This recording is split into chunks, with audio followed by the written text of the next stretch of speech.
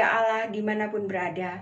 Jumpa lagi pada Family Bible Reading Journey, dan malam ini kita akan melanjutkan pembacaan kita.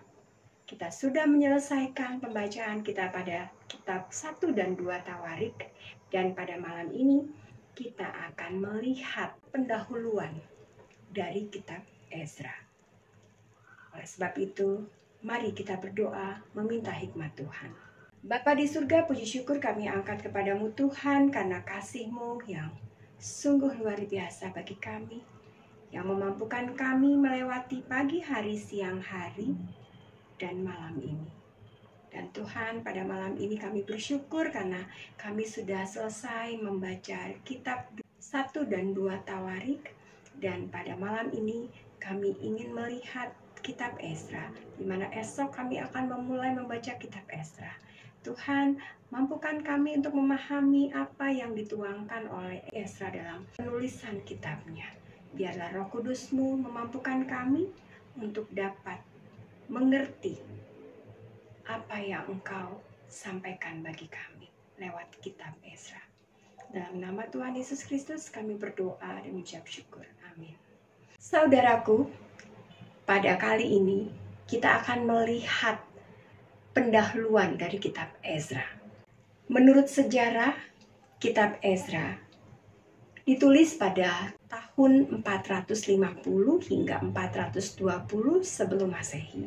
Dan kitab Ezra memiliki tema besar, yaitu pemulihan kaum sisa.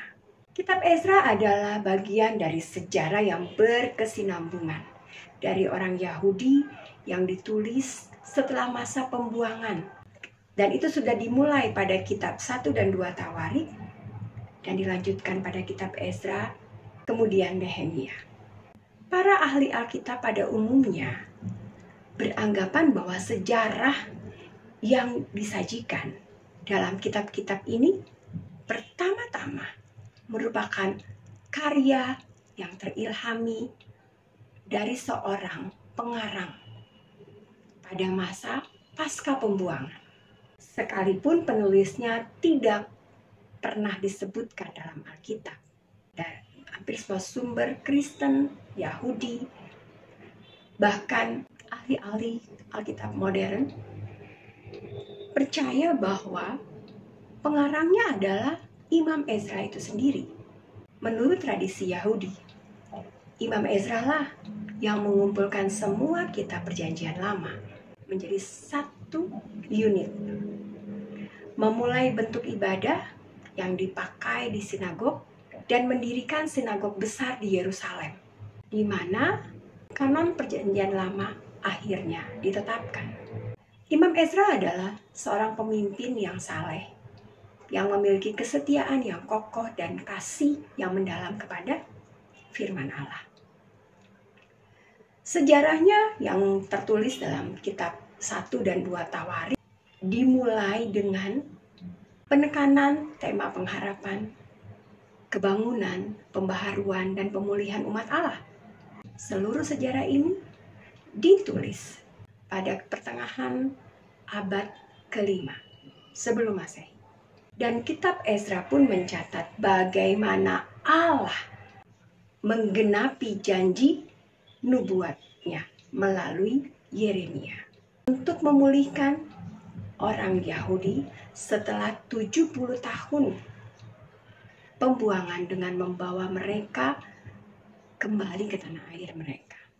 Kita akan lihat di kitab Ezra pasal 1. Keruntuhan Yehuda dan pembuangan mereka ke Babel, termasuk Daniel, dibuang ke Babel.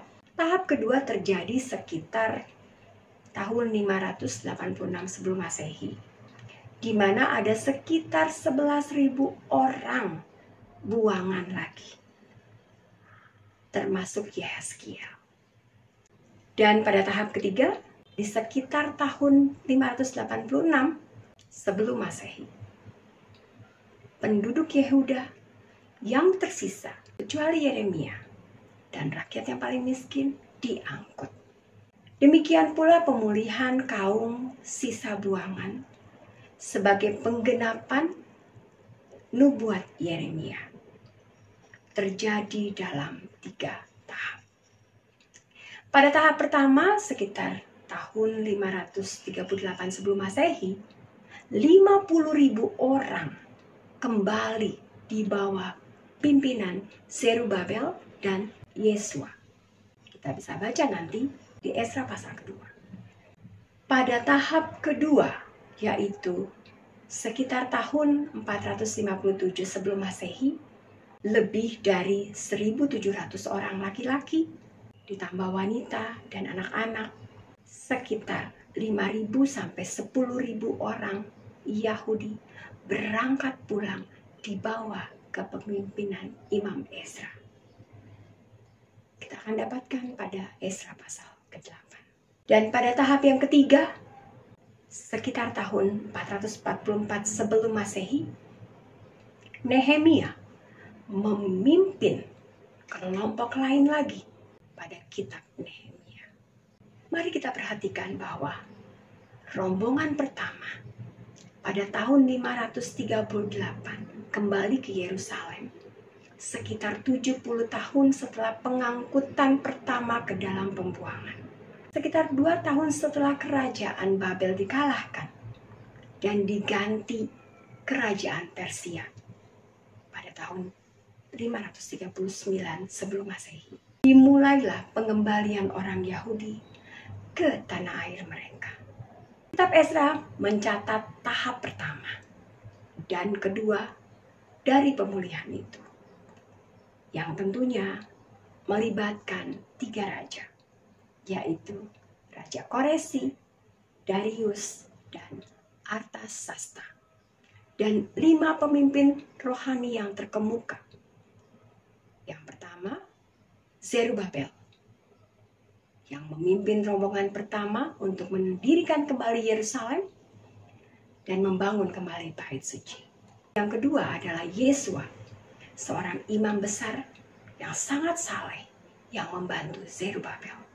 Yang ketiga dan keempat adalah Hagai dan Zakaria, 2 nabi Allah yang menasihatkan umat itu untuk menyelesaikan pembangunan Bait Suci. Dan yang kelima adalah Ezra, yang memimpin rombongan kedua ke Yerusalem dan yang dipakai Allah untuk memulihkan kerohanian dan moralitas umat itu. Sungguh luar biasa bagaimana Allah tidak pernah meninggalkan umat yang sudah dipilihnya. Kemanapun umat itu dibuang, pada waktu Tuhan, Allah menarik mereka kembali. Bagaimana dengan kehidupan kita? Kehidupan kita seperti ada dalam pembuangan. Terkadang kita tersangkut pada dosa pada saat kita menjauh dari Allah. Tetapi satu hal yang pasti, Allah tidak pernah meninggalkan kita. Allah menarik kembali kita ke dalam perlindungannya. Dan tentunya ada komitmen yang harus kita lakukan. Ada komitmen yang harus kita berikan kepada Allah, yaitu kembali menyadari, bertobat, dan tidak melakukannya lagi.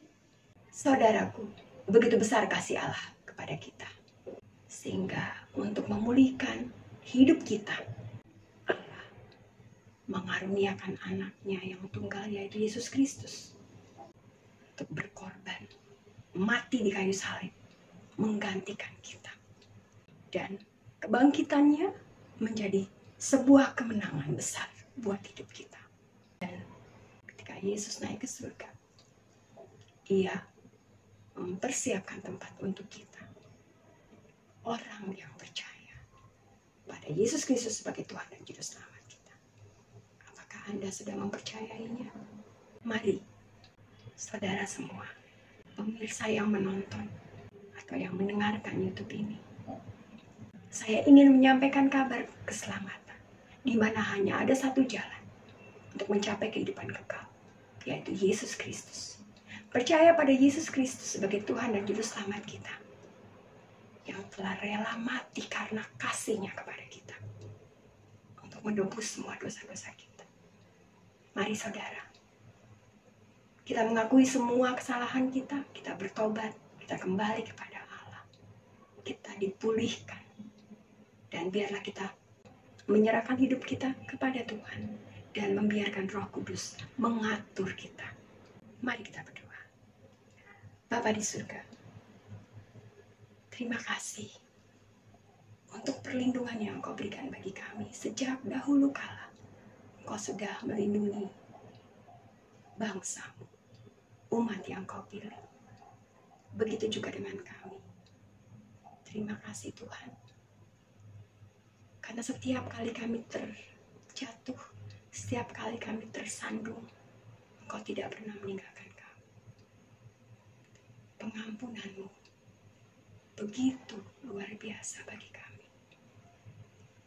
Mampukan kami Tuhan untuk selalu setia kepada-Mu dan taat dalam melakukan setiap perintah-Mu.